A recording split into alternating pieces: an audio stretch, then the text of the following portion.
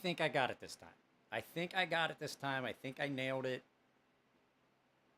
I believe we've got this figured out. So, I don't know. There we go. Let me close that. I think I got this figured out. There is no one here. Currently, I don't know. Can you guys hear the fan? Because I is for you. It's like 91 degrees today. So, it's been a little bit warm. I got a lot of stuff in for filming. I can't see if there's anyone here. Well, it says there's 2 people here. So, yeah, a lot of stuff going on. It says there's 2 people here. A lot of stuff going on. I got some stuff to tell you. I got some stuff we're going to talk about. I got a couple things picked out that we're going to talk about. We're going to talk about storing knives and different options. I got a couple of things that that I want to do. I got a couple things that I'm working on. There's going to be some videos going on that are coming up. It says, I can't see here. I can't see. This is weird. I want to see view. No, I want all chat, live chat. I want the live chat. It says there's 3 people here. On the YouTube side, it says there's 4 people here on the little thing here. So drop a comment. Let me know if you're here. Because I'm not going to sit here and talk to myself for 2 hours without having you guys put in some input. This works both ways. It definitely works both ways. I've got something that came in. Well, it didn't really come in. I was at my buddy's house, and I'm like, you know what? I've changed my mind. I definitely want to do a video about this. And you guys, when you see what I have in my hand, and you're like, why didn't you do a video of it the first time? Like, it's amazing. It's not necessarily... Why is this... No, I want live chat. All messages visible. I'm not going to talk about too much more until at least until you guys let me know you're here. Like, until I can see that you guys are actually here. Let me pull this back up. I want to look here on this, on the actual YouTube side of the house, because like I had some problems getting this set up. So, we can definitely try to make sure. It's definitely slow.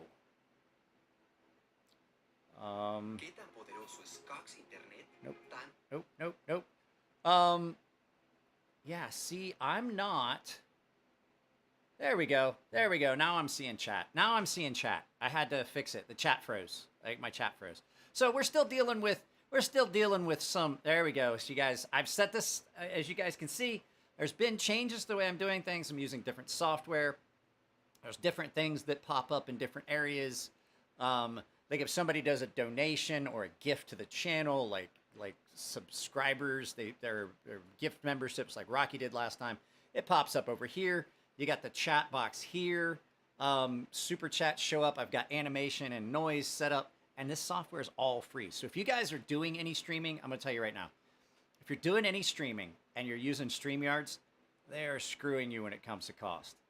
I've got so much more available to me for free here on this Streamless, and this isn't, like, I don't have to log into their server. Like, I'm not adding any additional draw on my internet by doing it this way. I'm doing it with a software that I downloaded and I'm running native on my computer. I can also do this from my phone. But at any rate, Warthog, how you doing, man? So you guys are going to recognize this. This is a TRM Atom. And I had it at the house before. I borrowed it from my buddy. Well, actually, no, I had it here for a couple hours. And he goes, hey, do you want to do a video about it? And I was messing around with it. And I was like, you know what? I don't think I do.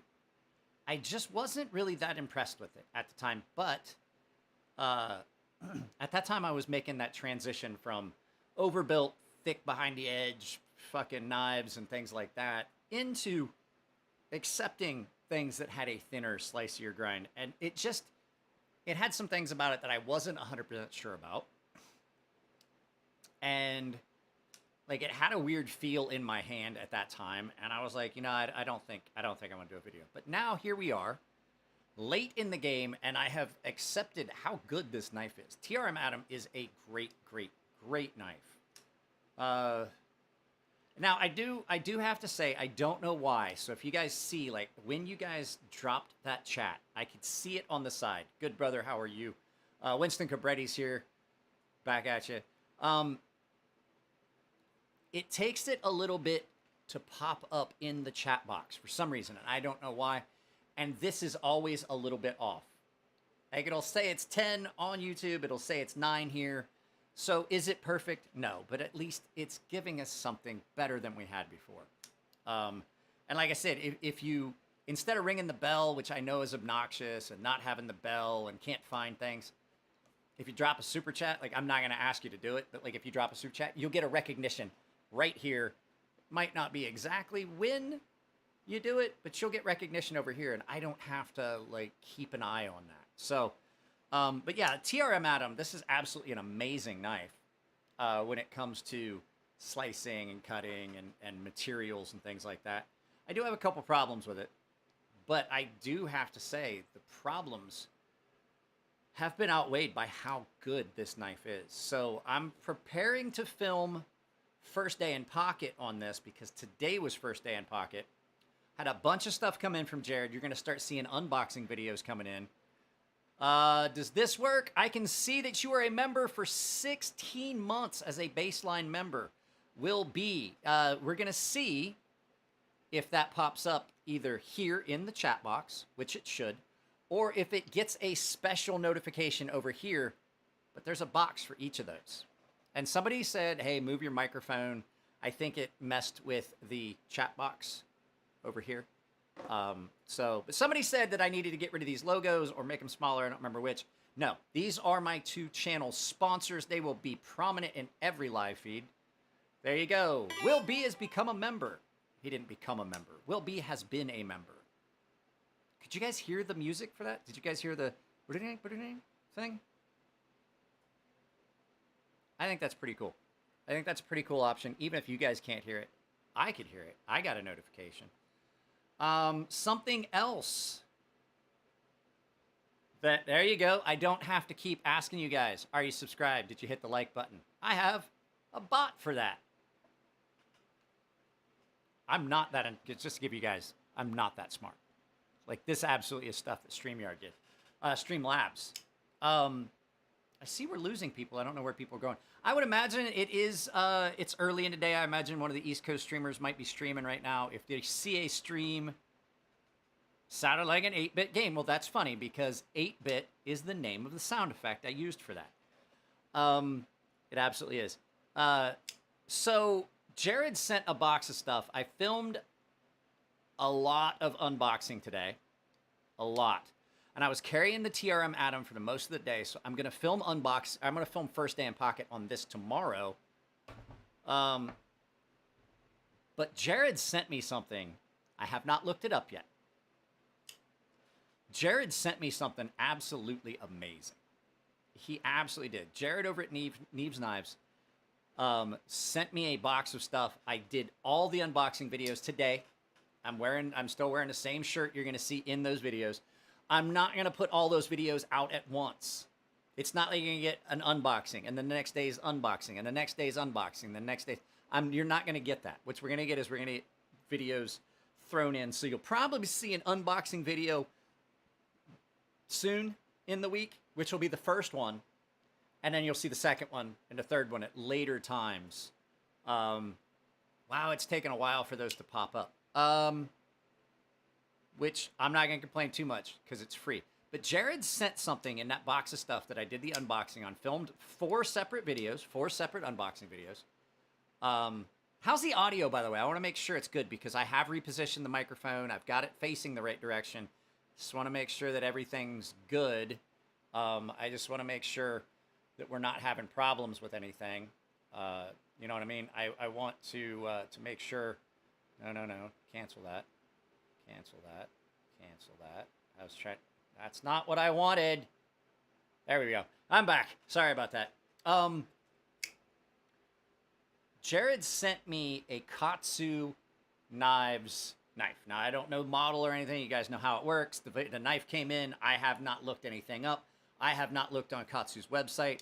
I'm going to tell you right now, this is basically a Rockstead. This is in ZDP 189, and it's in a ladder Damascus type. I got to reach out to him and find out more about it. I don't know anything about Katsu knives. I don't know where they're located. I don't know any of those things. But definitely is very, very Rockstead-esque. It is a full convex grind. I think this is the knife that was in the video that he did where he was talking about Rockstead. This being like a Rockstead killer and being much cheaper. I don't know. I'm not going to go look it up yet. I'm really upset with him because I was done buying knives. And if this is significantly cheaper, there may be one of these in my future. This thing is insanely well ground.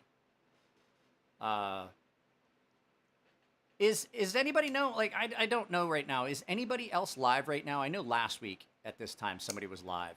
I would appreciate if you go drop in their chat and let them know I'm live, and they can always stop by. I did fix the DVR issue. Is that... Once again, the audio. Is the audio good? Somebody let me know if the audio is good. I'm playing with sound settings and things like that in the app. I don't want it to be too loud when I talk. I also don't want the fan to come through. So, at any rate, how's the audio? Somebody let me know. But if this is significantly cheaper, like, I mean, if this is like still $400 or $500, yeah, no, it's not going to happen. If this is something that I could make a trade or sell a knife and purchase, I probably will get this. So I'm waiting until some more people get here because I got some like personal stuff I want to talk about. There's some stuff that, it's been an emotional roller coaster last fucking week. I'm not gonna lie. It's been definitely interesting. Audio is solid. Thank you. Someone that can answer a question. Simple question. You guys want to know why YouTubers get mad at their subscribers? Because we ask one simple fucking thing and you just can't fucking do it. Sorry, that was my evil inner monologue. I apologize. He does not speak for me. He speaks for himself, which a lot of times sounds a lot like what I was thinking, but not necessarily. At any rate, yeah, if this is something, if this Katsu, whatever it's called, in ZDP 189, which is very, very similar to the model of Rockstead knives that I do love, some very, very similar to that model. If this is significantly cheaper, you may see something like this in my future. I'll let you guys know if I'm selling a knife. Audio's solid. I'm on the phone. I couldn't respond. No excuses, Will. No excuses. Other stuff that is coming up. I got some sharpening that I have to do. Primarily Will B's knife. I'm going to turn that into content. We're probably going to have a sharpening video. Did anybody look and see if somebody's live? Because I want to figure out if somebody else is live at this time. Oh, I see. You're dealing with technology and a mother. I get it. I don't. The reason I'm asking is because I don't want to step on someone else's live feed. If somebody else is live, I'm gonna try and figure out something. But this time, I'm gonna ask them if they can rearrange their live feed. I'm not changing my schedule yet. I'll be like, hey, it would be mutually beneficial if like we can pick a time. Like I don't do Wednesday afternoons. I do Monday afternoons, Sunday at noon. No one else? I don't know. I guess maybe YouTube's just fucking me on the. Maybe YouTube's just screwing me on the notifications. That's a good chance. So, I've changed my schedule so many times. G-Ball was live earlier. Ryan will be live at 7:30. Oh, so guys, I don't know if you see it there. Get your coffee fix at a discount and support the channel with this link. So that link that just popped up into the chat right there, that is my coffee brand, Coffee Link. It absolutely supports the channel. It is basically guilt-free because they don't support causes you don't agree with, because they don't support any causes. And two, it's risk-free because they have a 100% money-back guarantee. Another knife that came in, and this one came from Winston Cobretti. This is a great knife that he's letting me borrow. This is the Wee Riff Raff. Now, you guys remember I had the Magnetron on the channel. He let me borrow the Magnetron. That stays up for entirely too long. Like, that chat box stays up way too long. I gotta adjust that. Nice thing, I can adjust these things on the fly while we're doing this. Hide delay, we'll go with 15 seconds.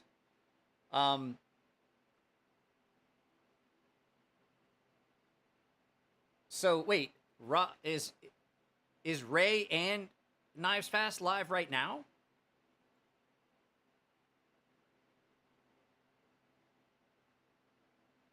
Well, shit.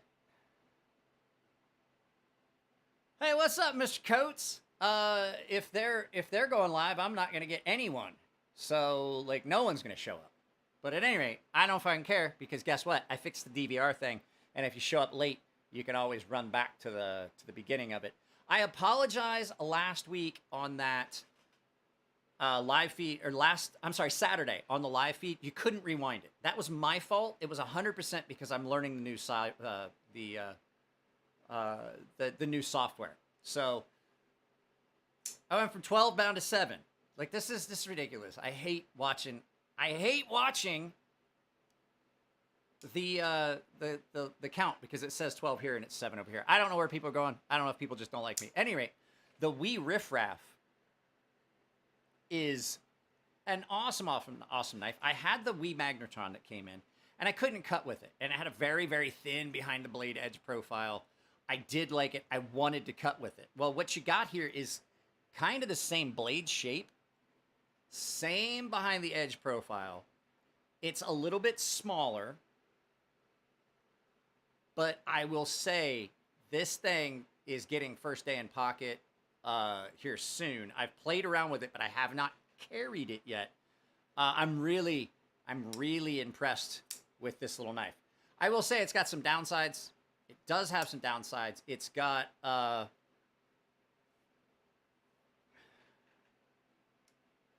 okay, here's the thing. I'm not changing my times anymore.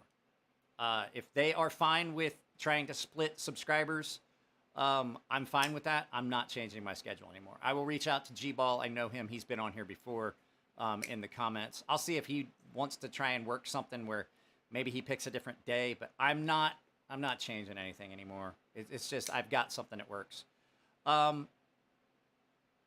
So I'm really happy with this. I think the Riff Raff is a really good pick if you're looking for a knife to pick up. I like it a lot. Like, it only has thumb stud operation, though. That's the thing. Thumb stud, so you can reverse flick. It's only thumb stud and reverse flick. Reverse flick is kind of tight. You can do it, like, just put your finger on it and flip it out.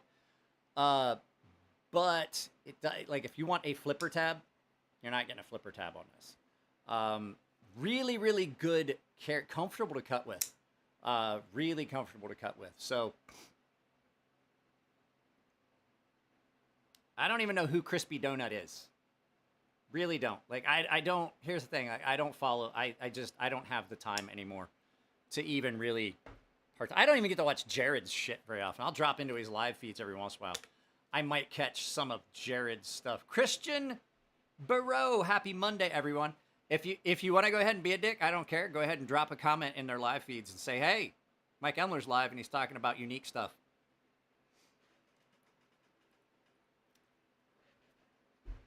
So I will tell you, there's 11 of you guys here. I'm sure that people, I said this week's been an emotional roller coaster. Will already knows what's going on. So my mom has been sick. She's had some medical issues. We're going to talk about knife stuff, but my mom had an abdominal hernia. And so she had that repaired, and then the mesh gave way, and she had basically, like, the hernia was blocking her bowels. And so she had to go in and get that fixed a few years ago, right? So now she came back. She's went back because it happened again, and it's just they have to go in and repair the hernia again. She has a really bad abdominal wall, muscle wall. So you guys don't need to know. But this time she had the hernia repair, and it got infected, and they went back in and they had to open it back up and clean out the infection, and then they did a pathology on the infection so that they know how to treat it. Like what is the actual the infection, what is it? So they know what medicines to use, right? Well, then they find cancer, and we're like flipping out. Like, my mom's got cancer, my dad just died of cancer a few years ago. We don't want this. We don't want my mother to have to go through what my father went through with the whole cancer and all this, right? So all this stuff's, and I don't know why the chat box is so delayed. But at any rate, so they're like, we got to test it and find out what kind of cancer it is. Now, this is not funny, but it is funny. So about 20 years ago, a little bit longer, actually, closer to 30 years ago, my mother, I had been in the Navy just for a little bit. My mother was in Colorado. She was teaching a thing about nursing. Now, this is just personal stuff we're talking about. I will get back to knives, I promise. And she had a really bad ovarian cyst. And she was having some pain, and she was hoping to get back home. Well, it ruptured. And so she had an emergency full hysterectomy. They took the ovaries and everything. Fast forward 25, 30-ish years. They diagnosed my mother for the infection, but they also find a cancer, and they're like, well, this is odd. You have the cancer cells we found are ovarian cancer, which is very good because that's one of the easiest to treat cancers. It responds the best to the medications. It is the best case scenario. But what we can't figure out is how my mother has ovarian cancer when she had them pulled out 20 plus years ago. So, I mean, it's weird. I mean, does she have cancer? Yes. Do we have to worry about like how pronounced and how far along it's developed? Yes. Is it one of the ones that has the best prognosis? Absolutely. So it takes a little stress off. It definitely takes a little bit of stress off. So there's that. Now, other knives that we're going to see on the channel very shortly. There are a couple of them. You already saw the first day in pocket on that. It's not in my pocket. That's where it's supposed to be. Hang on. I'll be right back. I'm not going far. I'll be right back. I like that I can do that. It's right. Well, it was right here. No, there it is. There it is. I'm gonna grab all three of these. All three of these knives that you're gonna see here, just in very short measure. Very, very short measure. You're gonna see this. I have returned. You know what? I should have used this one.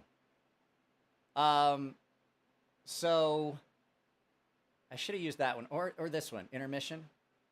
I don't know, but we're back to this. So I'm still playing around with this software. Please keep that in mind. So when we have problems, we're gonna do the review video. I still have got a lot of testing I want to do on this, and it needs a full sharpening because I was trying to see how well the factory edge held up on the new steel that they used. It's a variant of M390. It is MK. It's M390 MK, which is Microtech knives. We're gonna talk about that in a video soon. I'm gonna do the actual full review of this. Now, I will tell you, I think I said it in the first carry video, the first day in pocket. I love the lock, and I love the knife. The Stitch has been my favorite knife that Microtech has produced. I do know that it's a custom designed by Borka Blades. I do know that. I love it. I've seen the customs. I've talked with him about them. I do love the knives. And I think of all the models that Spyderco has put out, the Stitch is my favorite. But I will say, while I love the knife and I love the lock, I don't like the lock on this knife. I think it would have been better served. I just don't get the same feel for it in this knife that I would have in other knives. So we're going to do the full review of that coming up soon. Now that I'm able to get back into filming. With my wife having had surgery, it was really hard. I was doing nothing but taking care of stuff with the kid, which was great. I got to spend a lot of time with my daughters. Matter of fact, we were at the beach all day yesterday. We had a blast, took the dog. So other knives you're going to see. It's going to be a long time down the road, but I'm absolutely in love with this knife. This came from Winston Cobretti, same time that I got the Riff Raff. This is the Something Obscene J-Cape V4.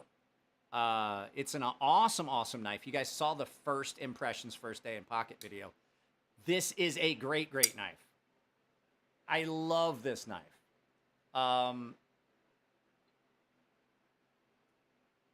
Which knife do you think would have been better as a frame lock? Oh, yeah, the stitch. Gotcha. Yeah, that's Will's knife. So, yeah, this thing is great. Sounds amazing. Check this out in the echo chamber.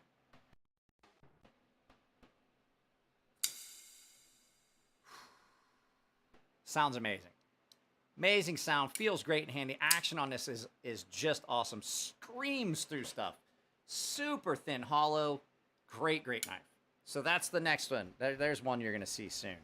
I'm going to do a video sharpening Terravantium, which is not steel. It's dendritic cobalt. We're going to do a video about that. But the problem is this stuff holds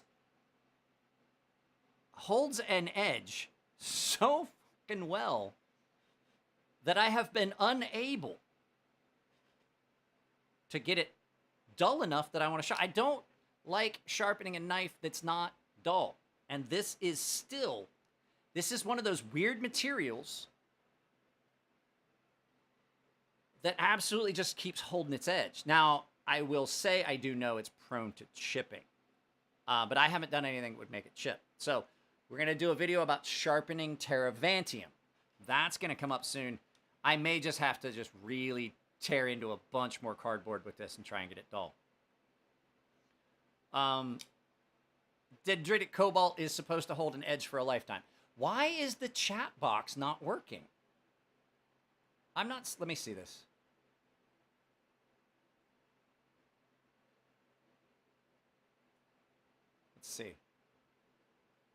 Let's see. Did I fix it? Outdoors addiction. Hello, people. So this is Nico's knife. This is his Terrain 365, and I can't remember the name of the actual knife. I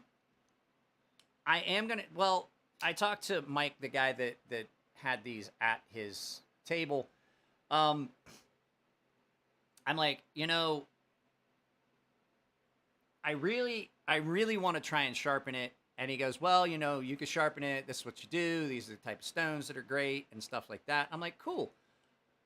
But like I said, I'm not going to sharpen unless it's dull. I just can't get it dull. Dendritic cobalt definitely will get dull. So we're going to talk about that in a video. I'm finally getting around to doing. I did first day in pocket, and I haven't carried it for a while. This is a knife that has come in. Nico's been really busy. This is a knife that came in for giveaway that I did some initial testing on. I did first day in pocket. I'm gonna do the final review. I think this was Winston Cobretti as well. This is the CMB made knives Predator in red micarta with black. I am going to test it, but I'm going to try and do it. I'll answer that in a second. Why? Okay.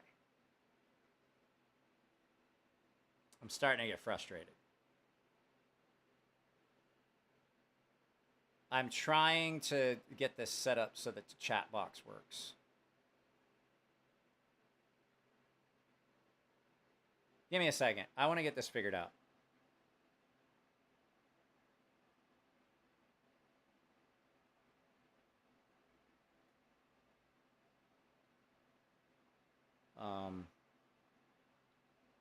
I don't know why you guys' comments aren't showing up on the screen. I have it set. I don't know why it wouldn't show up. Any rate, there we go. Any experience with tungsten carbide? Yeah, like I said, I'll take care of that in a second. But this is CMB made knives Predator. This definitely is a really, really cool knife that was sent to, if I remember right, Winston Cobretti sent this along as a giveaway. And so I'm going to do it as a giveaway. It's got an access lock. But this is another one of those CMB made knives that's just really, really awesome. I haven't had any issue with any of the CMB made knives. Any experience with tungsten carbide? I did a video a while back where I sharpened a tungsten carbide knife. It's not easy to sharpen. It's really chippy. It's really brittle. I will tell you that's my problem with Maximet, unless it's a specific maker, which would be Big Brown Bear. I really don't recommend CDP 189. It is really brittle. It's really chippy, and if you're not you can't it's not just something you sharpen in the field and then take it. Like if you take that knife out in the field, you're gonna have to have something else in case it gets dull. You know what I mean? So I have sharpened tungsten carbide. I definitely have. Have you guys seen the comments pop up here? I don't remember. I haven't been paying attention. Something else that we're going to revisit is this Terravisa Knives Orion, which I mentioned in a video today because Jared sent me some stuff. There we go, man. I think it was Nightmare. There, they're popping up. So this was one of those knives that Jared sent along, and then he was like, that's a gift. You keep it. Like, there's a bunch of knives in the box. This one's a gift. You keep it. And I was like, okay. And he was like, I'll mark it. I'm not going to tell you which one it is. And I was really skeptical when I looked at it. I love this knife. This has been one of my most carried knives.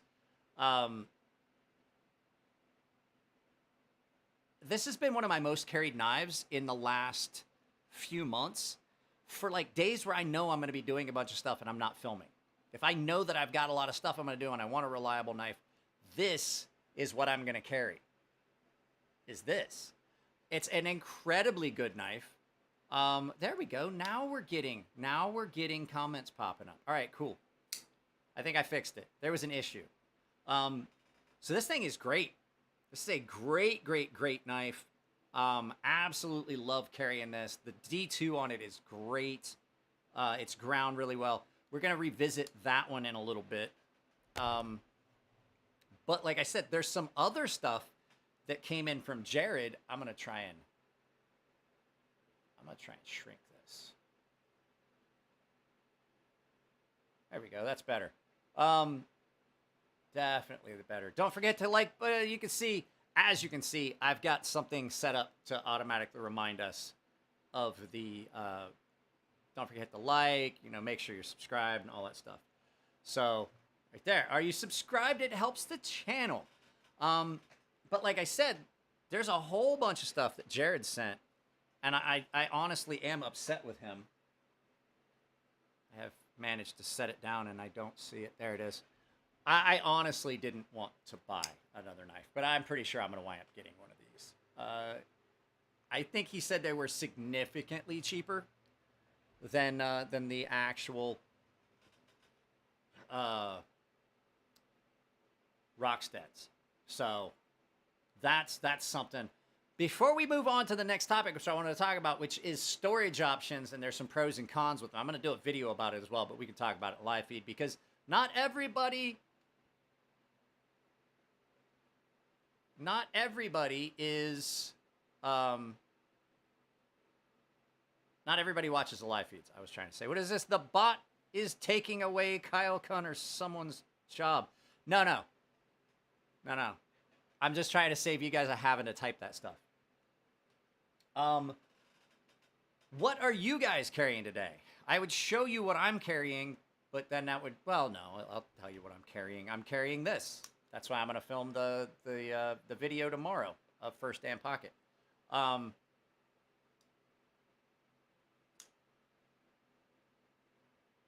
was that? I bought one last year and it developed lock rock. Which one are you talking about? Which knife are you talking about, Brett Quinn? Are you talking about the Trivisa? Trivisa Orion? Get your coffee fix at a discount and support the channel. Ian Coates, I haven't seen you in this live feed in a very long time, so I don't know what you're carrying. Go ahead and throw it up there. Are you talking about this developing lock rock really quickly? They have a warranty. Like I have to tighten the pivot on this one. I will say the pivot on this does have a tendency to work its way loose.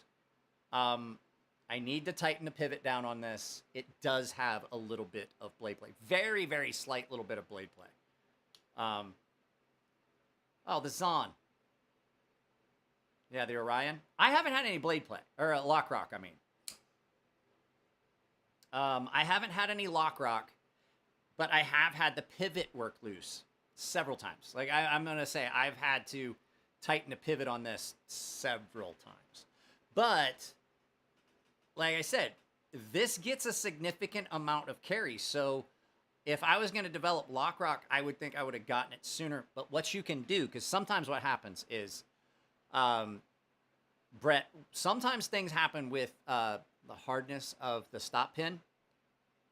Two things you can do. You can measure your stop pin, find it in length and diameter. I've done this before. I've made stop pins for knives before.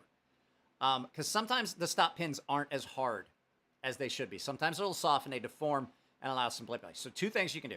First things first, before you do what I'm about to tell you, take the stop pin out, find the spot where it's touching, take a marker and mark your stop pin so that you can see that area that it's touching, and then rotate that stop pin. Take it out, rotate that to the back, the side that's got the marker on it.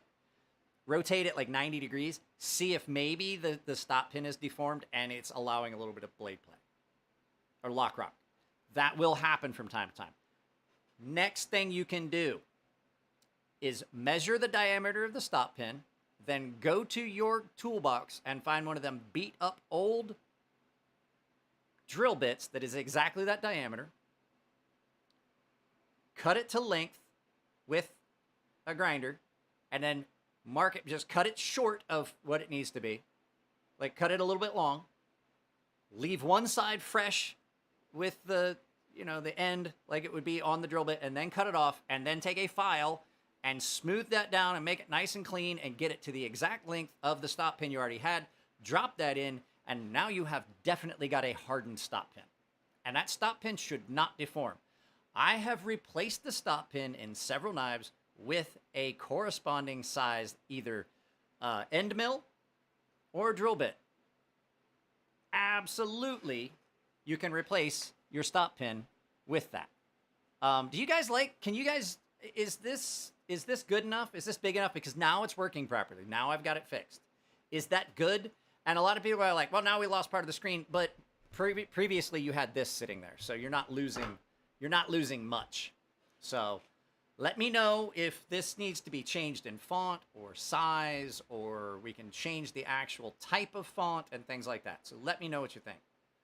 So, but yeah, a lot of times it's not the blade. A lot of times it's a stop pin. Mass-produced stop pins, it's just a piece of steel. It's just a piece of round stock, and they throw it in. You absolutely can fix that. I have had, as a matter of fact, I have a Reat that has a stop pin that deformed. I got lock rock. I didn't like it. I definitely wanted to. I'm sorry, no, it's a Wii knife. I was at Elliot's shop. I found a drill bit that fit exactly what I was looking for. It was in it was like, I was like, Elliot, what is that? I was like, it's just drill bits that we don't use anymore because they're dull drill bits, but we'll use them for fit up. And so I used to do that too. So instead of actually putting hardware and stuff in, you just use those, you slide them through before the holes are drilled, and you just use them as placeholders for your hardware when you're making a knife. I've done it to mock up scales and stuff like that, to put them on so I could shape them without trying to actually put hardware in. It's easier just to pull them straight out and stuff like that. So Elliot always had a bin of old dead drill bits and end mills in various sizes that typically would be the size of hardware. Just a little thing that you can do, right? Awesome. Got a whole CNC shop full of pins. Yeah. And it's just it's definitely an easy fix. Elliot saw me doing one time. He said, what you doing there, bud? And I'm like, making a stop pin. He goes, getting creative, are we? And I was like, well, I'm not gonna lie. I was working on a customer's knife. I was doing refinish. I dropped the tub of hardware. It happens. I knew exactly what size the stop pin was because I called the manufacturer. I was like, what size stop pin do you guys use? And they told me. And I was like, cool. Thanks. And went to the drill. They didn't ask why. So yeah, that's one of the things you can do. I only had one person answer as to what you're carrying. There are 18 people here, and only one person answered what they are carrying. I'm currently carrying this, and I will film First Day in Pocket tomorrow with a bunch of other stuff. I got 5 videos filmed today. I still have to edit. I have 4 videos that I've got to edit still. I've got like 9 videos that are in the works. So someone, guys, what are you carrying? Like, if you can't interact with the video, that's like I ask questions and then people leave. They're like, oh, he wants interaction. Yes, I want fucking interaction. Stop being dickheads and answer the fucking question. He doesn't speak for me. He doesn't speak for me.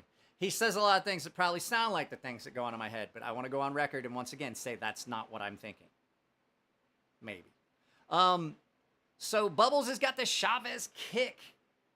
That's cool. I like the kick. I like the Chavez kick. I would prefer just to have a regular Chavez thumb stud operator. I may be taking the one that is in the one that you guys saw in a video earlier this week. Okay, so Gingerfish has got the 80 20.5. Will's got, Jesus Christ, with Will, it's like reading a goddamn book. Will has got the React Horizon C, the Wii Xiphus, the Spyderco Smart, Cancept Printout, Axial Sift, and Spyderco Shift, and the actual Ronin 2. Brett Quinn has got the Viper Veil in Magna Cut. Rickert says, sorry, I'm coiling. He's carrying his 8015. 8015 is an okay knife. I don't like it anywhere near as much as like the 8020 because I like the Shark Lock.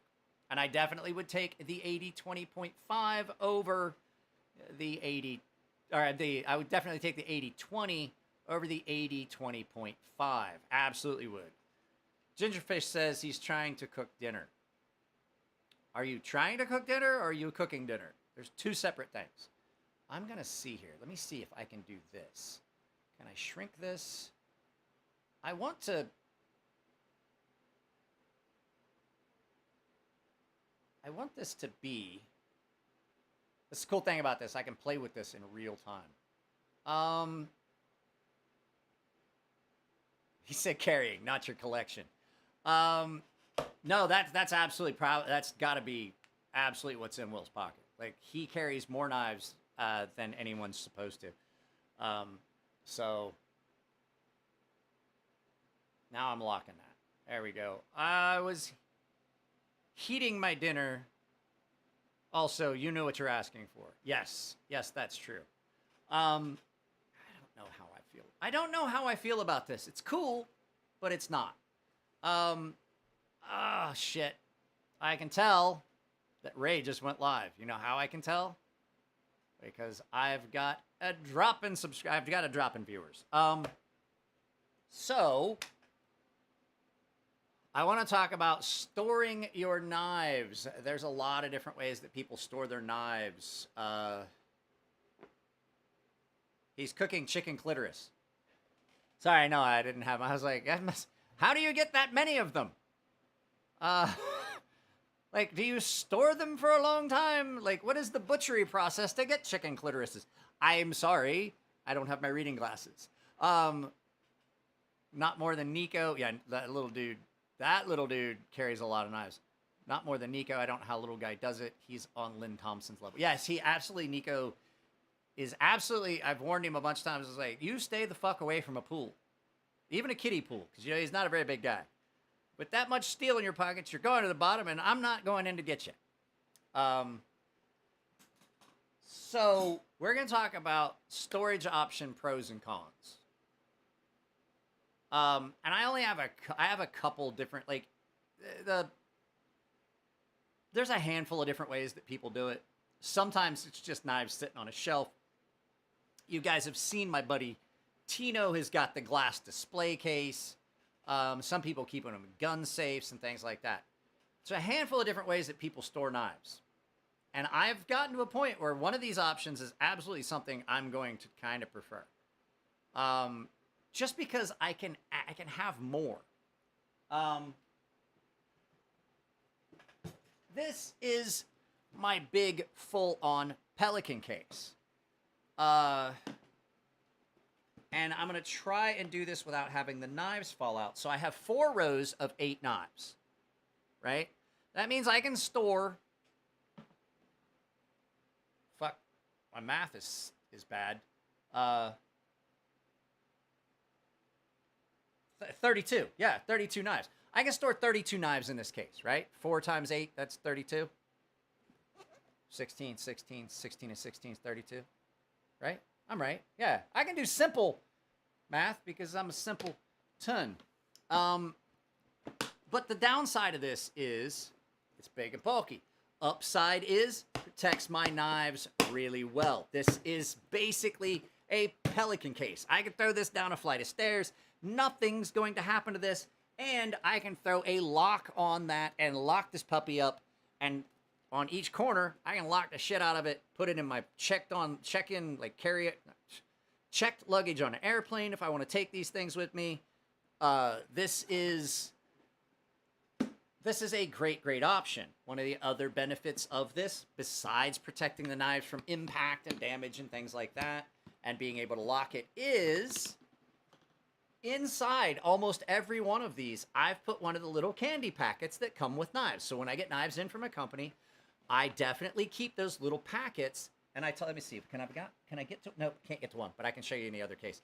So this is a very, very good option. It is probably one of the most secure. It's one of the safest. It's got padding all around it. Each knife is individually sequestered from the others. And it's an easy carry option because it's a lot like a suitcase. I have another knife case, which you don't necessarily have to get the Pelican style cases. This is an ammo can. This is an ammo can.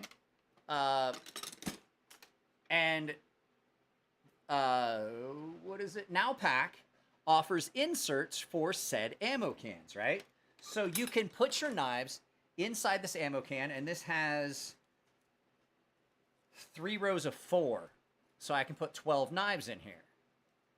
And these are what I'm talking about. So in every one of the slots on both of these cases is one of these sets of desiccant. So, actually, this one has 4. I've shoved a bunch in here. So you've got desiccant. You're keeping your knives in a secure environment, especially if you're going on a plane, like say you're going to a knife show and you're taking your stuff with you, or you're going on a trip and you take your knife stuff with you, or if it's been really humid, I keep my stuff in here. So knives that are prone to rust typically stay in those cases. Knives that are much more valuable stay in those cases. There's another option, and some companies do this. I think it's kind of wasteful. I think that there's... Sometimes I feel as though they're spending our money. But some knives come in their own individual cases. Now, that's really cool because I can throw a case of desiccant in there. I can stack these neatly. These are my PMP knives. This is the only PMP knife I've got that did not come in a hard side case like this. This is my PMP Aries. This is my PMP Kodiak.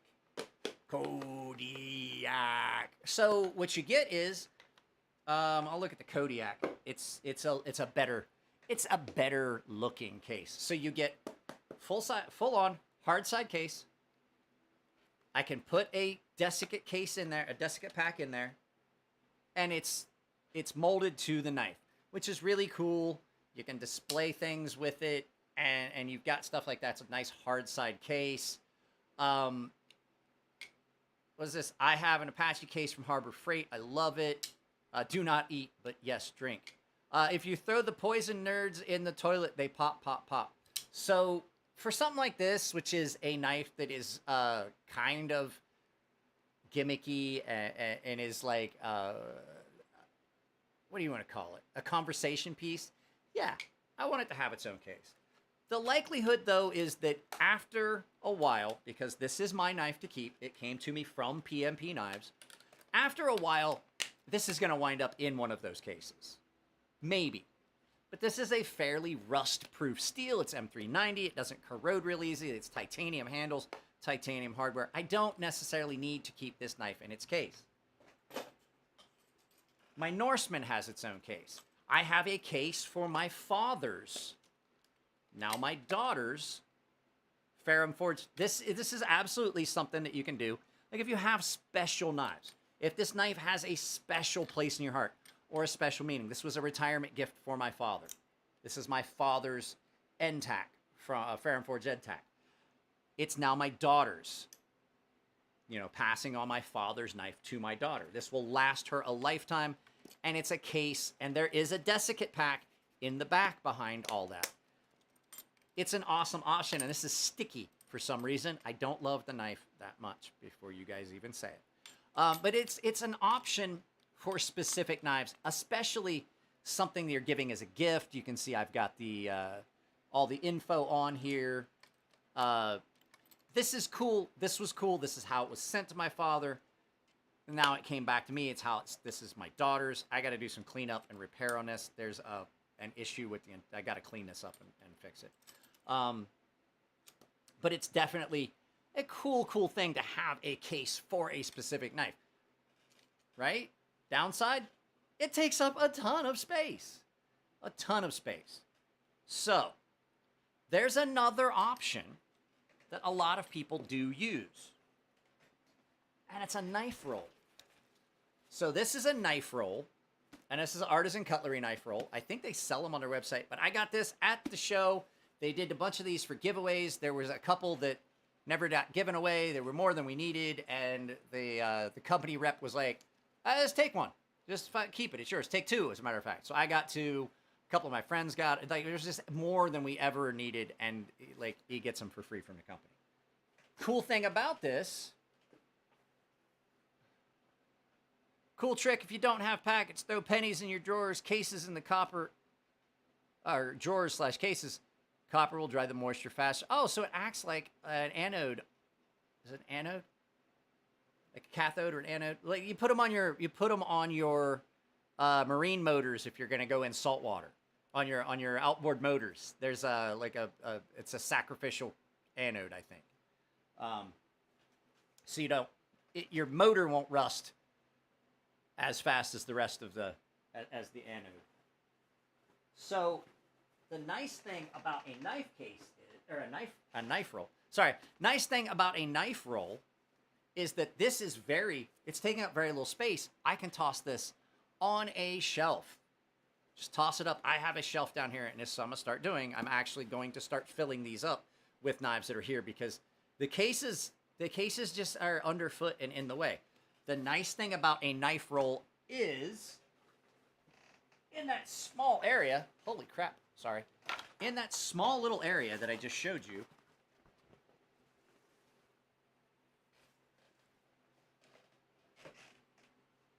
there's space for 30 knives.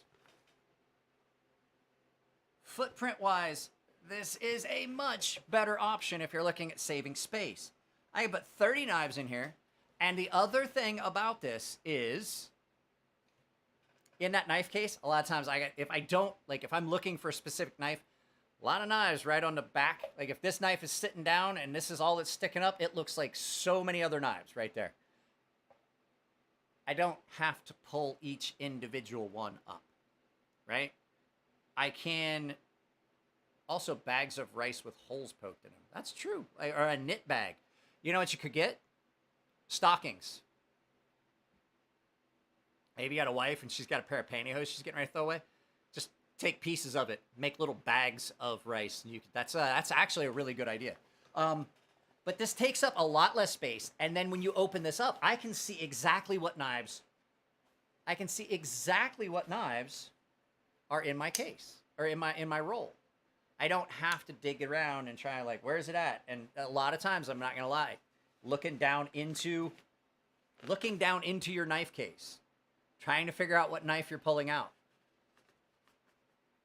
It's not happening. It's pain. You can hang this on the wall. Get a hook. Hang this on the wall. Because it has a handle somewhere. There it is. Get a hook. Hang this by the handle on the wall. And then when people come over, you look like a complete psychopath. Which I'm fine with. I'm good with that. So the options of storing knives, and I mean, if you've got as many knives as I do, I'm gonna fill up both of those. Just those rolls. I'm gonna have 60. I'm gonna have like 60 knives in that, and still have knives that are in those other cases. So if you're not looking for something that's like completely watertight, and you're not looking to keep, like, if you've got knives that are in M390 and much more corrosion resistant steels, a knife roll is a good option. It really is. It's not taking up that much space. Paul Mills is here. He says, "Hey guys, we're an hour in. Everybody hates when I do this, but I have to because YouTube's horrible about it. YouTube is definitely not paying creators when it comes to ad revenue. If you guys want to support channels, I would much prefer that you guys join a membership than some of the other options. If you guys join a membership, I have got a lot of benefits that I offer. I absolutely do exclusive content. I'm going to be doing some more exclusive content for the paying members. I'm going to try and do, don't hold my feet to the fire, but I am going to try to get to doing at least like one video a week for the paying members. They have been fewer and far between, but that's just because it's been hectic and weird with everything that's been going on. I'm going to try and do, and it's just going to be like quick behind the scenes footage stuff. So don't get too wound up. It's like not like you're getting explosive stuff. I'm going to do a couple more sharpening tutorials for the premium guys for that sharpening tutorial series. So if you want to get in on supporting the channel, joining a membership absolutely is the best way. I'm going to start doing some members only videos. I'm also going to start doing exclusive content and giveaways only for paying members more often. I'm going to try. I've got some stuff that's coming in. I've set a bunch of stuff out aside for that. So if you want to get in on giveaways, it's going to be premium and baseline tier guys. But you have the access to the Gilded server, which is just about the best benefit. So you can also drop super chats. If you like a video I did, you can drop a super like. Shut up, Will, before you get hit. The next time, if I ever get a chance to see you, I'm going to hit you. So if you like a specific video, they've got a super like thing. It's like tipping. And you can always drop a super chat because now I've got it set up so that it's automatic recognition. If you want people to see that you're supporting things, you can throw it in there. I absolutely can't run the channel without those things. It's absolutely impossible. It's getting harder and harder to do. People are less and less apt to do these things. But I'm going to tell you right now, there's going to be more and more things that are restricted to the paying members, even if it's the chat. It's going to be harder and harder. I just have to do it. There's just no way not to do it. To run the channel, YouTube has just made it to the point where I have to incentivize it. And if that means that the chat is going to be... I don't want it to be where I only read comments that are super chats. But if that's what other channels are doing, some other channels are doing it, then that's what we got to do. So, but that's not to try and like guilt you guys into stuff. If you want to drop a super chat, drop a super chat. Do it on other channels. Like doing it on Jared's. I have to tell you, Jared has done more to support this channel than anyone else. I drop super chats on his channel when I can't even afford to do it. I drop them on his channel. Drop them on his channel. Drop them on my channel. It lets the creator know that, hey, that 2 hours you just spent, we're not just trying to suck up free hours of your life. I like doing these. I like doing the live feeds. I'll continue to do them, but just remember, we're not doing them for free. I'm running lights. I'm not using software anymore. I'm using free software now, so it's pretty cool. I can't believe how much better this is than what I was paying that much for. $420. I'm going to tell you guys right now. We're going to go back to this because we're 1 hour in. I want to reiterate this for the folks that just showed up. If you do anything and you're streaming and you're using StreamYard, stop it. Stop it. They are literally putting it in and breaking it off. It is $420 a year for StreamYard now. To do the things that I can do, that I wanted to do. I couldn't do this. I couldn't do the thing where if you drop a super chat, it pops up. If somebody wants to test it, that'd be cool. Will did a thing. Notification window here. Subscriber count. Can't do that. There are so many things that you can't do on StreamYard. And I can do them here for free. And I'm not logged into a server. StreamYard is ripping people off. And the fact is, every time I would do a live feed, I would break up and it would say, "Oh, your internet's not strong enough. Your live feed's gonna shut down." Screw StreamYard. Stop using them. Stop using them. Have I figured out how to do all the stuff that I was doing on StreamYard? No, but I enjoy being able to do stuff that I couldn't do on StreamYard that makes up for it. And some of the things that we had, like the countdown, I believe I'm having problems making that work. I don't know how to do it. The running the video countdown where it was like Josh Brolin and all those guys doing the countdown. I can't figure out how to make that work. I have it stored on here. I have it saved. It's a local file. I try to run it. It doesn't work. So, you know, there's some pluses and minuses, and there's a learning curve. So, what are some new knives that you guys are interested in? 10 people. I can't believe that I'm still having problems with 11,000 subscribers. I'm still having problems where I'm streaming to less people now than I was when I had 4,000 subscribers. Just don't get it. I do not understand it. And I'm not upset with you guys. I'm just saying, like, I just can't figure it out. I don't know what is going on with YouTube. I get so frustrated with YouTube.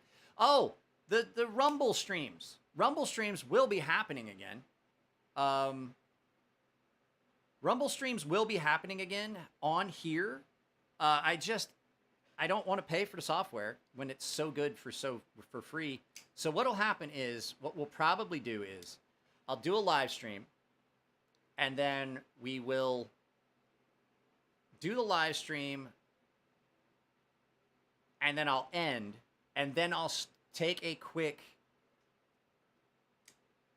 I'll do a quick toilet break and set up the Rumble stream. I'll have the Rumble stream set up ahead of time, and then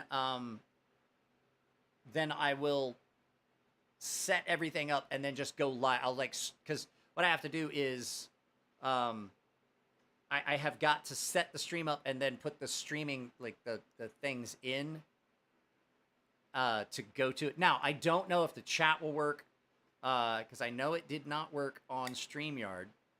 And I don't know if the chat bot, I don't know if any of that'll work, but we definitely, I'll figure something out so that we can run streams on Rumble. I really don't have time right now. There's nothing I'm really excited about right now, says will be the new premium Valona is pretty sweet. I have not seen the premium Valona. Bubbles has said a couple times he wants to get some of these older knives. I'm not gonna lie, there's some older knives that I've got that I'm really happy with that have been out for years, and it's just the first time I'm getting I really wasn't that over the moon with this the first time I saw the TRM Atom. Really wasn't, and now I love it. I never had the I never had my own Spyderco PM2, and now I have one, and I absolutely love this. This is probably one of the best knives on the market. I don't agree with their pricing structure. I still think, even though it's a great knife, with the issues that Spyderco has with some of their quality control stuff, I still think it's overpriced. I really do still think that this is overpriced, even though it's a great knife. S90V, I gotta admit, S90V is great. It's a beast on this knife. This is probably the best S90V. I know I said that in a video. It's probably the best S90V blade I've had outside of a custom heat treat. Even with all that said, I really don't think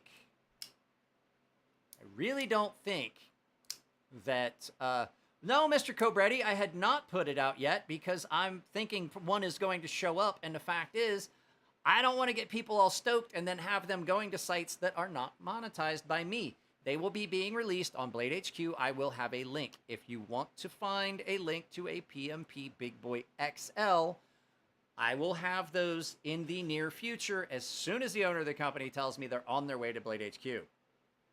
So there's a reason sometimes I don't talk about something, but yes, that is happening. Guys, I have a headache. I'm dehydrated. I know I am. It's 91 degrees out here. And if you can't tell, I'm sweating through my shirt. Just remember that when you decide you don't want to drop a super chat. Hey guys, I don't know if you know this. Super chats run channels. I'm just kidding.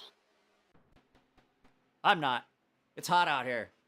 It's hot out here, and I haven't gotten it. Like I'm playing. I don't understand the whole like. I don't understand the YouTube economy right now, like how things are working. Super chat doesn't work. I don't see how that's possible. Is that true? Somebody else. There's only one way I can find out is if somebody drops a super chat. So super chat doesn't work. I don't know. I'm dehydrated. I've been out here since 7 o'clock this morning. I've been out here since 7 o'clock this morning, and it's just progressively gotten hotter. It was, what's the temperature outside right now? It's still 90 degrees outside. It's still 90 degrees outside, and I've been out here since 7 o'clock this morning. It's just progressively gotten hotter. What is this? My Nova 1 should arrive.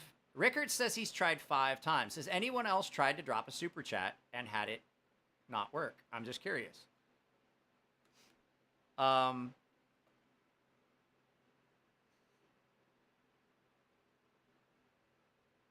Rickard says he's tried 5 times.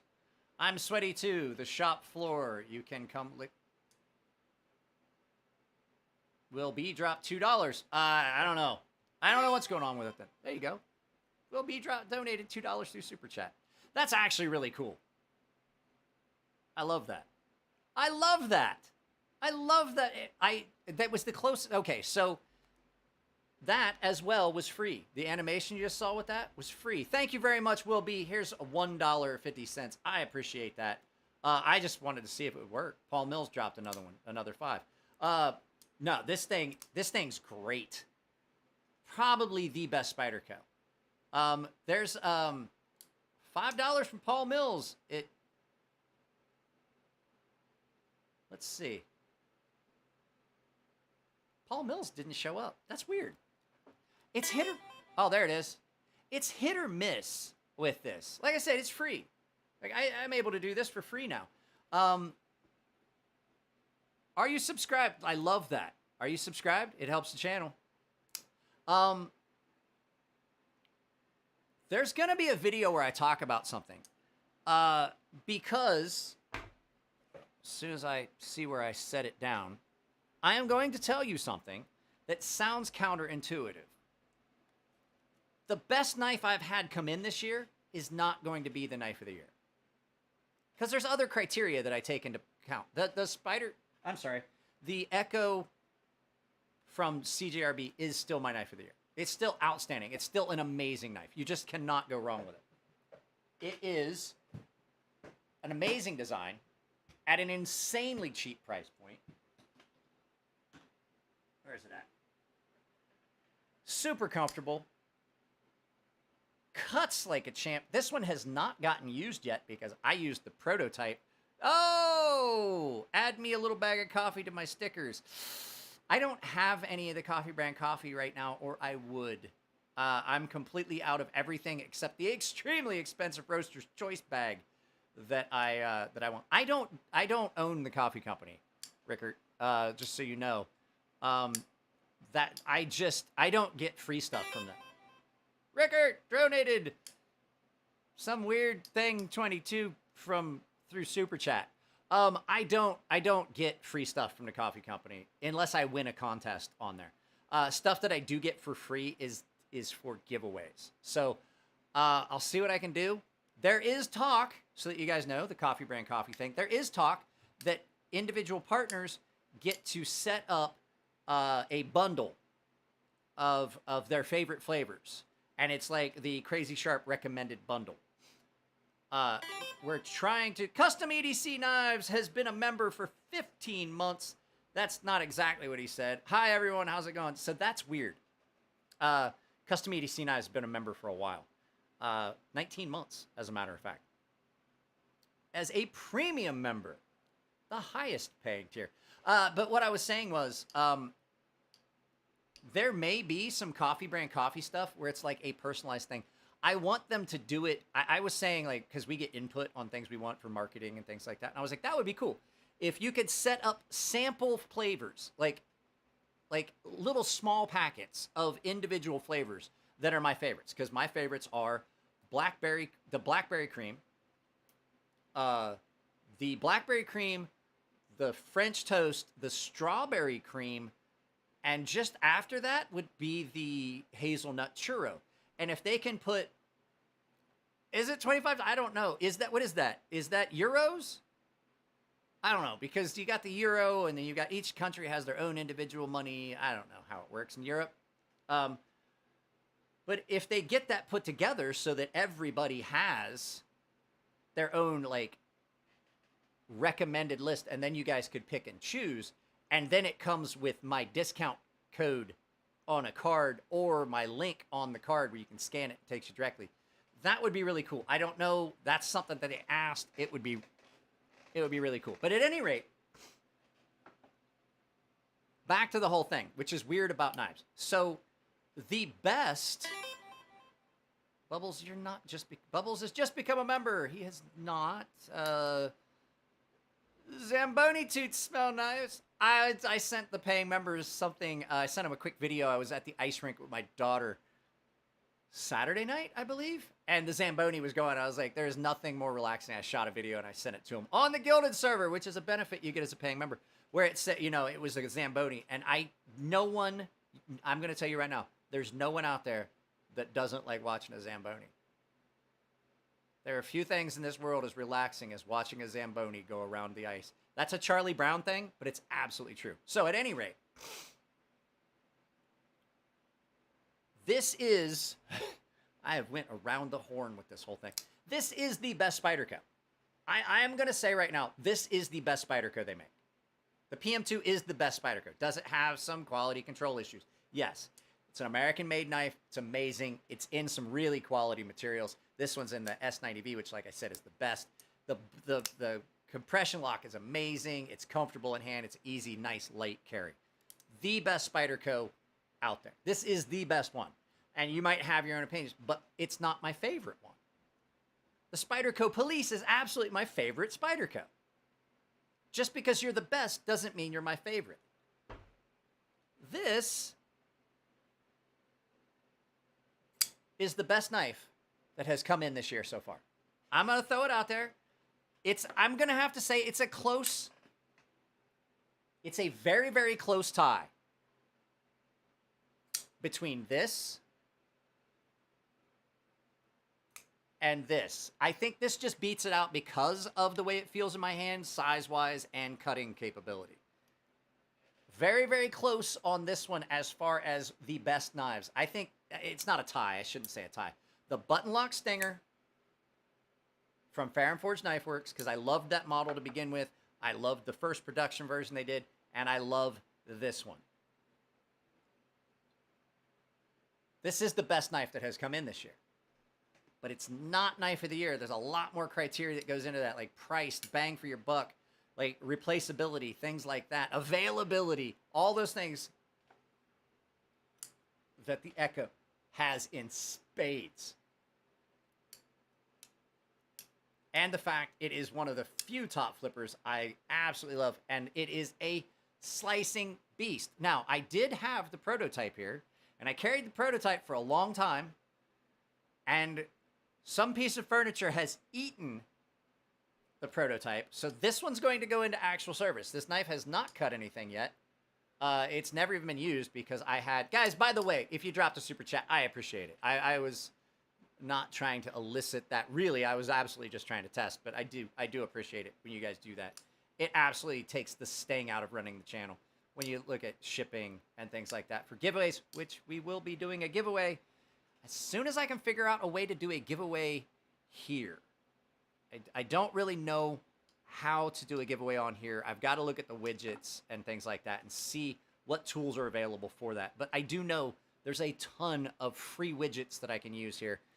And worst case scenario, this is like $10 a month versus, what is that, $120 a year for this software versus $420 a year? How many times you guys hear me complain about StreamYard? But absolutely, this is the best knife that has come in this year. I love absolutely everything about this. Still not knife of the year. So there's weirdness in us knife guys that, like, just because it's the best doesn't mean it's my favorite. Just because it's my favorite doesn't mean it's the best. Like I said, that Spyderco, that whole Spyderco thing is absolutely, this is my favorite Spyderco. It's got some fucking issues. It's definitely got some scratch spots. It's been dropped, and now it's got a sharp spot where I cut myself. Is there actually someone here that has contact with Brian from Transparent Knives? I've talked to Brian a few times. Why? What's up? Do you need me to reach out to him?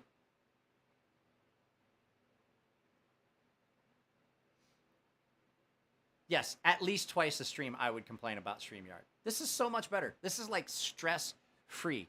And if we reach a point where I feel like I want to expand into the big... The downside is there was stuff I was doing on StreamYard for the paying members. That's where I ran movie night and things like that. I can't do that anymore because I can only have one guest at a time. He is MIA. I will try to reach out to Brian. Here's the thing. Check it out. Brian may have taken some time off because it's summertime and he's a young guy. He might have done it. But back to, like I said, is this the best Spyderco? No. No, it's really thick. It's kind of bulky. It's a lot like guys that that love the Benchmade 940, which I do, but it's definitely got some problems. This is like that. It's got a lot of issues. Would I love this knife as much if it was a full flat grind and thinner and everything? No, because it's not the iconic Spyderco Police. This is the iconic Spyderco Police. I have loved these since I saw them for the first time in a magazine when I was a kid. They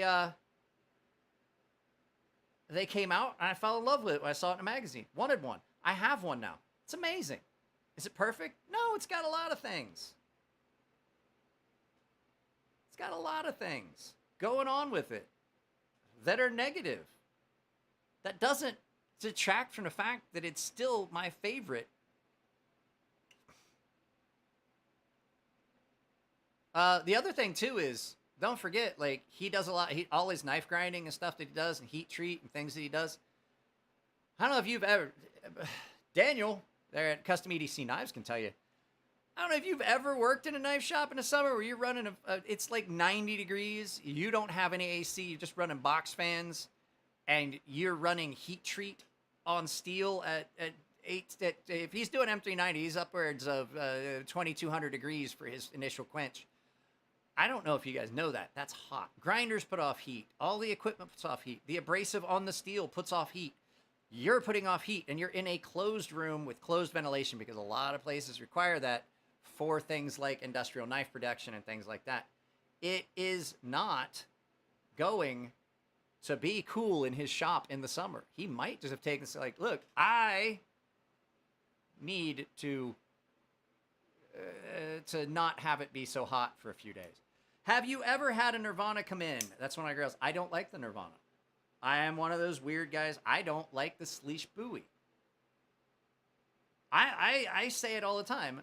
I say it all the time. The Sleesh Buoy, the only reason that they ever sold any of those knives is because Nick Shabazz did a video. Nick Shabazz did a video about the Sleesh Buoy, and it is the only reason that they sold that many knives.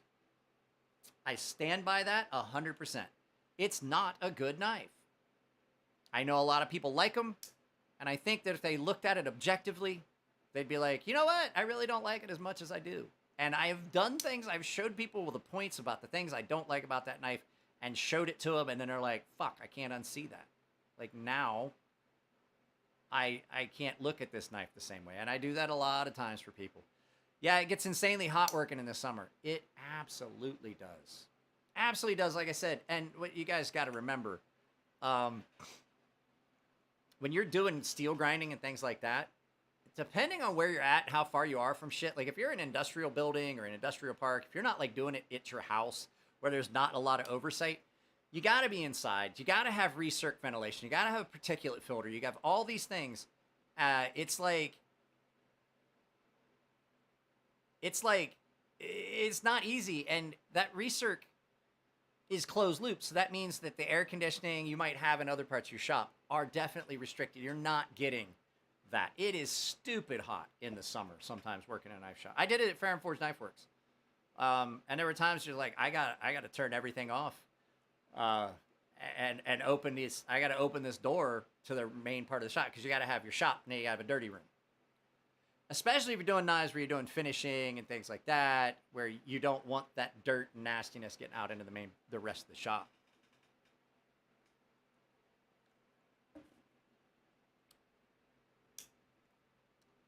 And I am 100% now have reached a point, guys. Where's everyone going? Somebody else went live, dude, didn't they? I'll reach out to him. Standing on the shop floor now, you speak of roof. Truth? You speak truth. Oh, yeah. It's, especially if you got machines running. People don't realize, like, so when I was making knives, there were times I would have both grinders going. Both big 2x72 grinders running with 3 horsepower, 5 horsepower motors on them and stuff, right? They're both running, putting off heat. And the reason why is because you got to let them things speed up to make sure your tracking is good. You turn it off, then you got to adjust your tracking again. They shift. The belts and things shift. You get that thing centered, you run that grinder, you walk away over to the other grinder. So you might be using like a horizontal grinder and a vertical grinder over here, or a flat platen and then a 1/2-inch contact wheel, and you're doing work back and forth just to make sure you're not taking off too much material. So as you're working, you're taking material off on both machines. It's absolutely putting out a lot of heat. And you got lights. You might be running those, and there might be someone in the dirty room with you. You might be using a grinder. Somebody else might be using a grinder, and somebody might be using the buffing wheel behind you. That's 3 motors, electric motors running. You ever put your hand on top of an electric motor while it's running? It's a lot of heat. It doesn't take very long before it's like 97 degrees in the dirty room.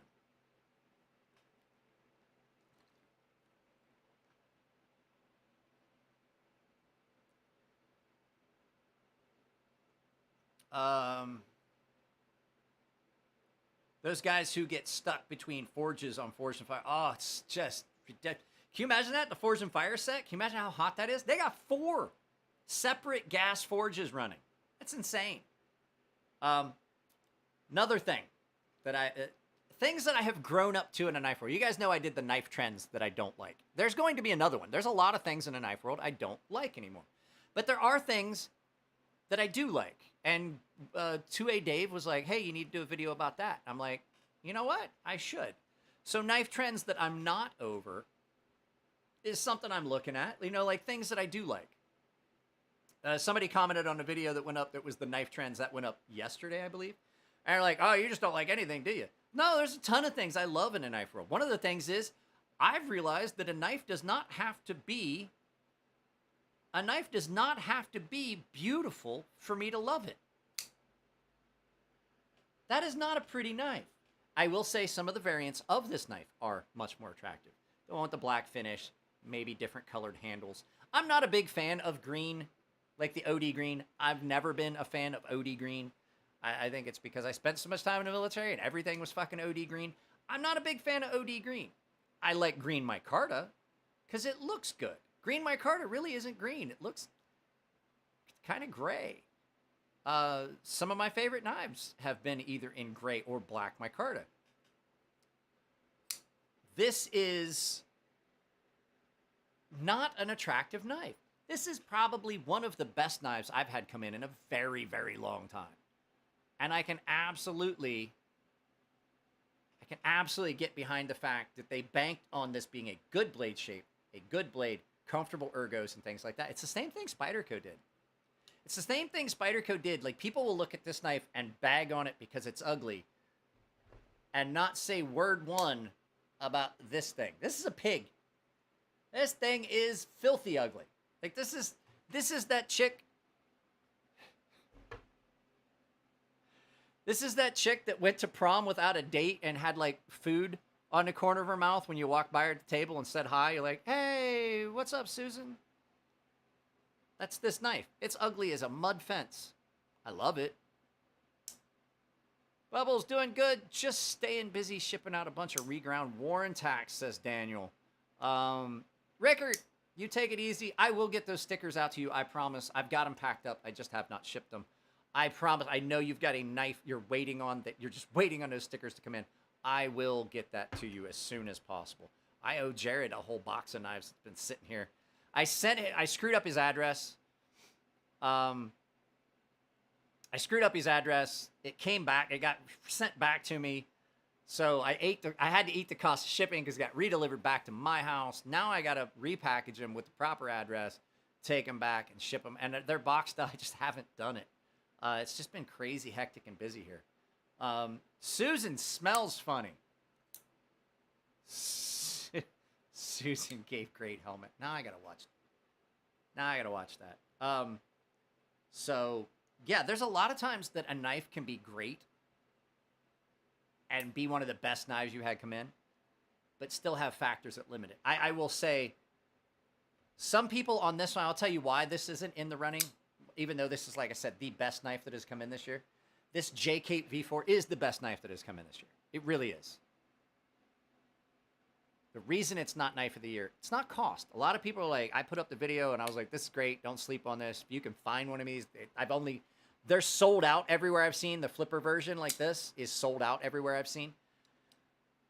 And people are like, not at that price, son. I'm like, look, you're obviously not the person. You're not the prime demographic that this channel was designed for. And if you're like flipping out about the fact that this is anywhere between $375 and $475, don't go find my Norseman video, which is another knife that's been in my pocket out of character very little since this came in.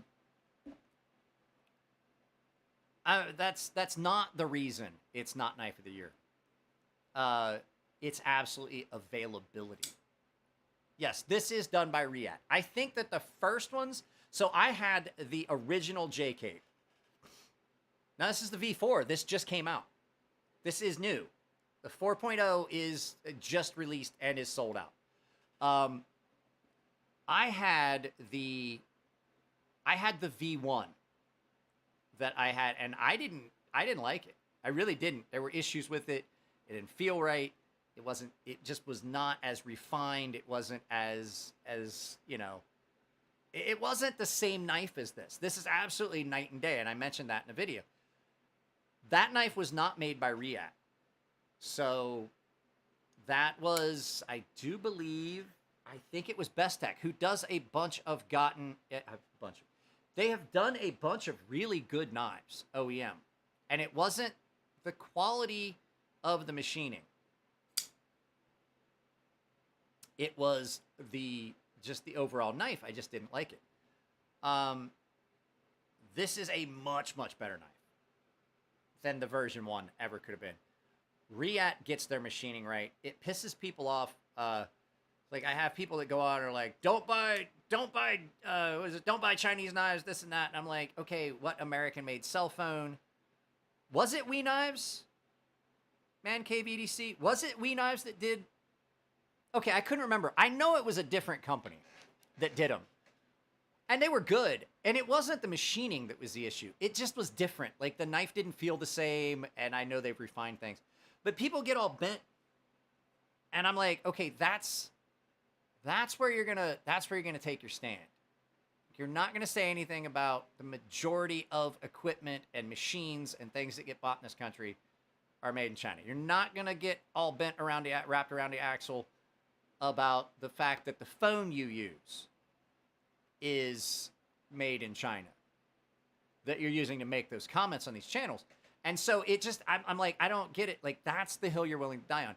I will tell you, and some people might disagree with me, but seeing literally thousands of knives in the last 2 years. You figure I do a video a day.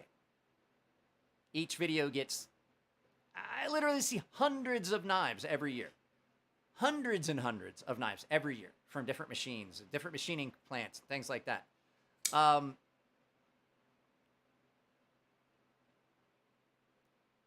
there are very few. I'm not going to say there are none. There are very few American companies that are doing as clean a work, as consistently, and as often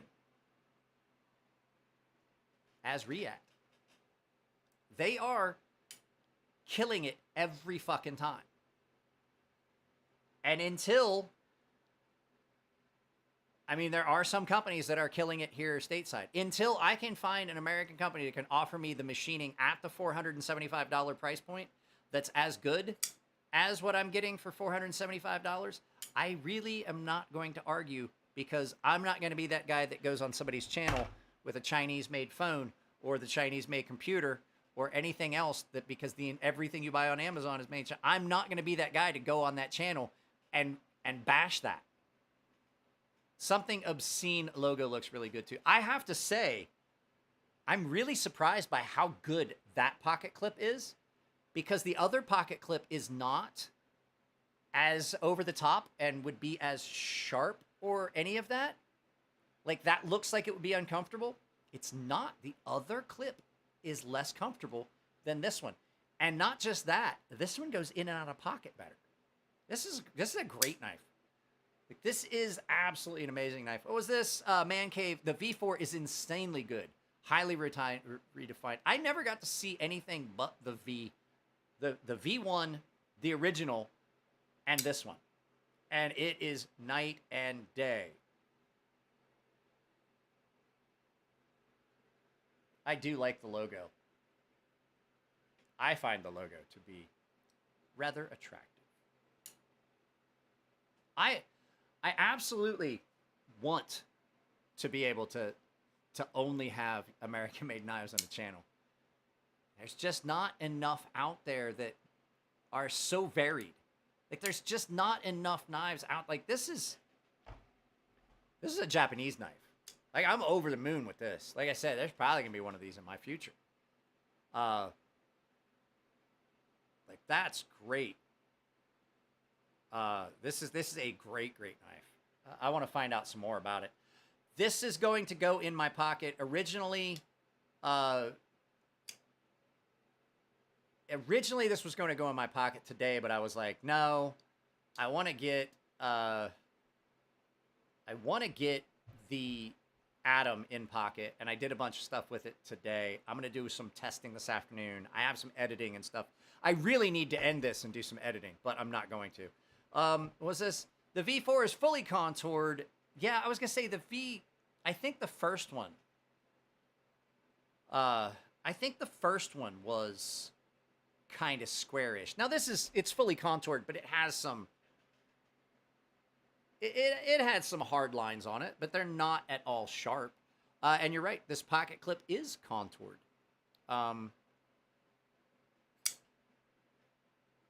But I did a bunch of cutting with this yesterday because it's in the testing process. I don't want to test it too fast because eventually it has to go back to Winston Cabretti. I mean, he's not that far away. He stops by every once in a while, about once a month. He stops by and drops stuff off, maybe watch a movie and hang out a little bit. But I have to say, that's going to be here for a while. It's going to get a lot of testing. It's going to get a lot. So yeah, this Atom has to get some more testing done on it in pocket today. So, oh, you know what I just realized?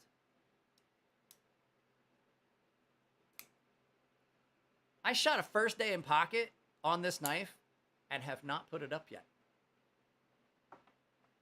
You may get an unboxing video. The first unboxing of the stuff Jared sent today, if I get that edited today, you might get that tomorrow, and then I'll filter in some stuff. I don't want to overload you guys, so I don't know how you guys feel about it. Can I do this? Can I add a poll? Let me see. Can I add a source?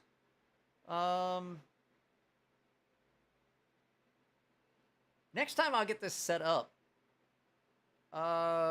Game widgets. Instant replay. There's a lot of widgets I can get on here. At any rate,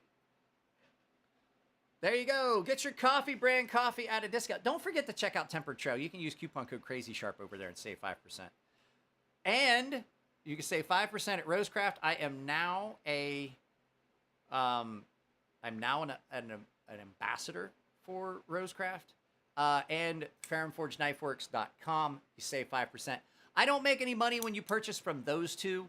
I just thought it would be cool to offer you guys discounts. But these two are sponsors. I do, when you guys buy stuff from these companies, I get a portion of it. So absolutely check out their coffee. That link right there will save you 5%, guilt-free. They don't have any affiliation with anything political.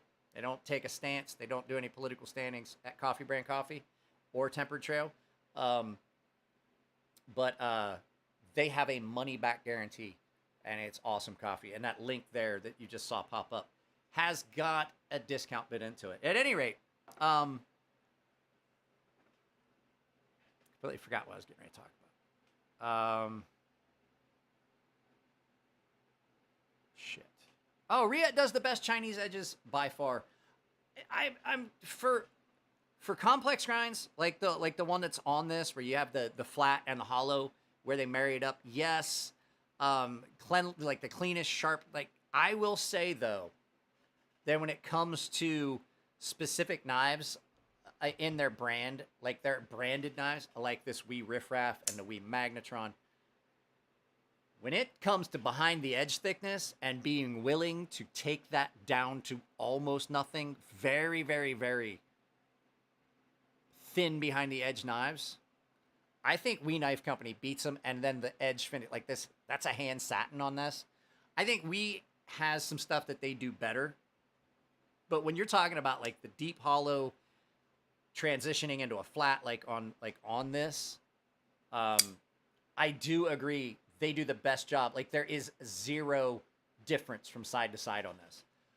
So I think on that part you're right. But when it comes to a lot of like willing to really push the envelope on getting behind the edge thickness, I don't know if you guys can see that, how clear that is. That knife just absolutely disappears behind the edge.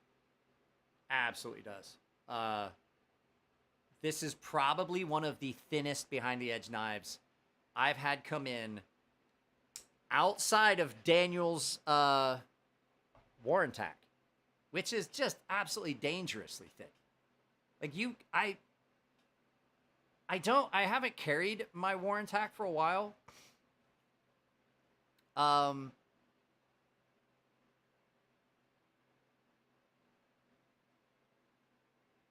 haven't carried my Warrentac in a little while, but I will tell you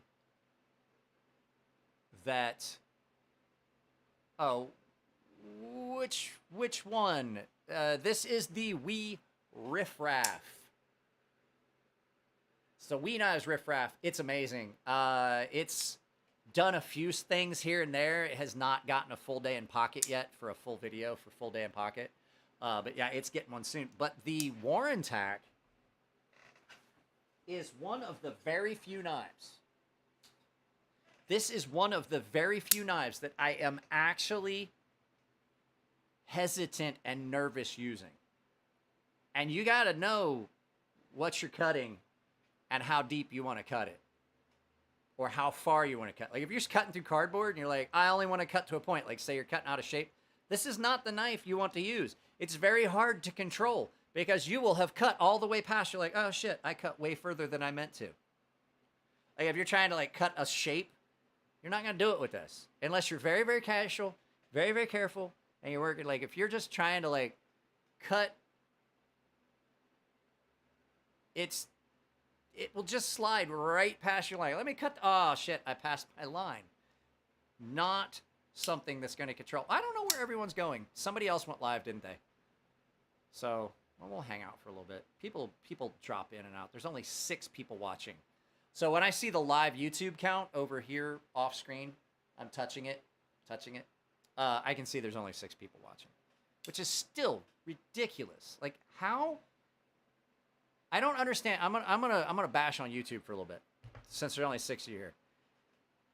How is it that I can do a live on Rumble with 300 subscribers on Rumble and have 1,500 views?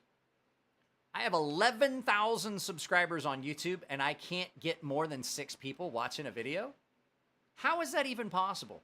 That tells me that YouTube is doing this. It's not like if Rumble can figure it out and get my videos out to more people, how can YouTube not? I don't understand it. It just makes zero. It's like wiping before you poop. It makes no sense. So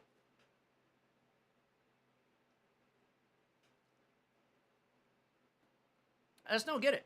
And other YouTube creators are talking about it. It's gotten ridiculous. YouTube does not like your hobbies. If you have a hobby, YouTube doesn't like it. I guarantee it. Like if you are an adult male that doesn't have purple hair and you're out protesting for my body, my choice, if you're not one of those people, they don't like your hobby. Like if you are an actual adult male with working testosterone producing parts, if you have a hobby, 99% of the time, they're not going to fucking like it. They're not. I'm just going to tell you right now. YouTube is not going to like your hobby. If you are a red-blooded adult male that likes to do outdoor stuff, likes to work outdoors, and your hobbies include pew-pews, hunting, fishing, or knives, YouTube doesn't like your content. YouTube doesn't like your hobby. It's getting harder and harder to find. I'm not getting notified. I'm not going to lie. I don't get notified of half the fucking channels that I follow unless it's just random weird stuff that like there's some channels that always I always get notifications for Cinnamon Toast Ken, Buff Pro. I follow both of their channels. I get notifications for that. Definitely do not get notifications for anything that is those hobbies that YouTube doesn't like.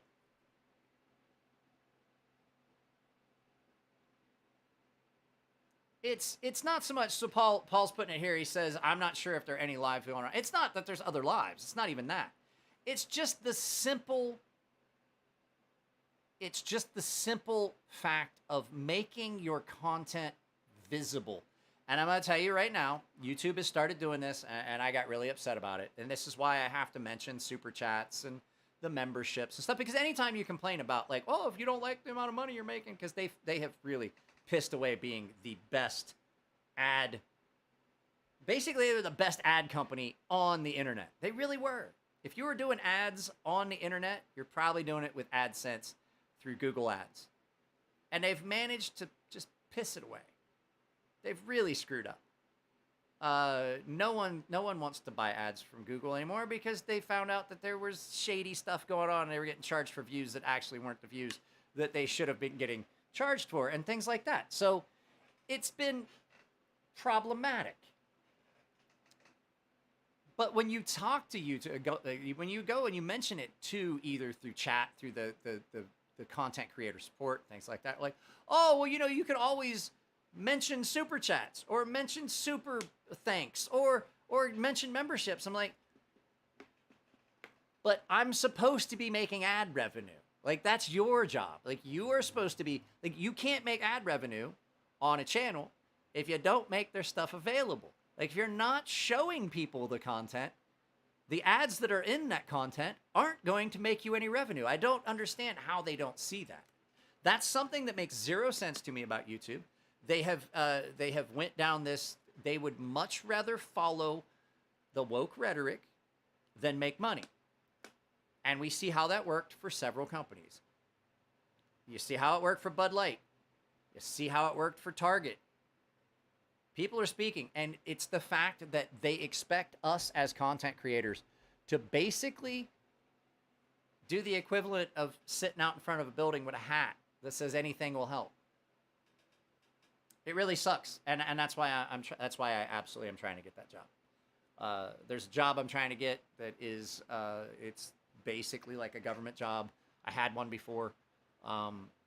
If that happens, you probably won't see me anywhere near as often, if ever, because the whole thing with YouTube, and not to turn this into a fucking pity party thing, and a lot of other content creators that were doing the same thing. We were making enough to make it by. It was like, holy crap, this is happening. Like, I can do this for a living, and we were. But due to YouTube's malfeasance, us as content creators, it's not our fault. We didn't change our content. We didn't change our demographic. We didn't change what we were doing. And the people that wanted our content, They didn't change. What changed was they're not showing it. They're sequestering it. They're suppressing it. They're censoring it. And then we suffer. And it's not just me. It's a lot of content creators that do stuff like knives or tools or things that, like, if you are doing something that promotes actually doing some work, they don't want that.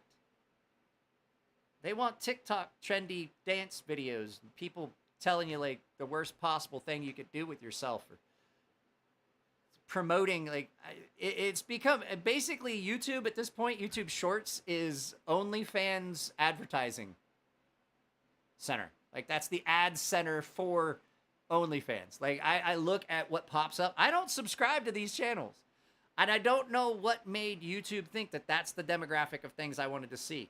But it's basically a chick that just shakes and does stretches and shows a camel toe and then says, oh, you can follow my link tree, and it's just nothing but OnlyFans and other adult sites. I don't know at what point that happened, but it's definitely killing everything. And if I could just get everyone that follows me on YouTube, all like in almost 12,000 people, just to follow me on Rumble, guess what Rumble does? They send out notifications. Anything you donate on Rumble, I get 100% of. It's a completely different animal. So, I am going to get off of here because there's two reasons. It's really hot and my knee hurts. So there's only 8 people watching anyway. There's just no sense streaming for another 15 minutes if there's only 8 people here. And people that are going to rewatch it are never going to get to this point. So, if you hung out for the entire time, I appreciate it. Like I said, hit the like button. Like, it's free. It didn't cost you a fucking thing. Just hit the like button. That's all you got to do. If you want to join a membership, I do a lot for the members. Not to try and throw shade on other content creators. Members only will start getting access to videos as soon as I post them. I'm going to start doing a little bit more work into not just putting stuff up in draft. It's going to actually be like completely done. You guys will be able to watch it. The members will be able to watch it days, if not weeks in advance before anyone else.